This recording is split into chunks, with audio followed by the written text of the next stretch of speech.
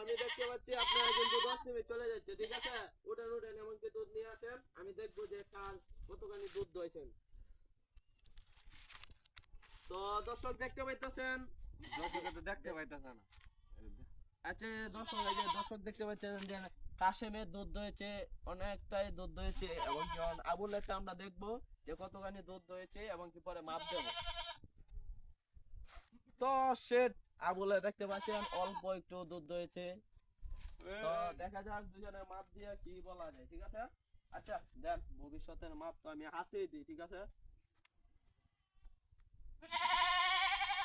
এই প্রতিযোগিতায় এই প্রতিযোগিতায় কাশেম উইন হয়েছে, এবং কি সিলেট বাহিনীর জন্য গর্ভবতী একজন কাশেমে।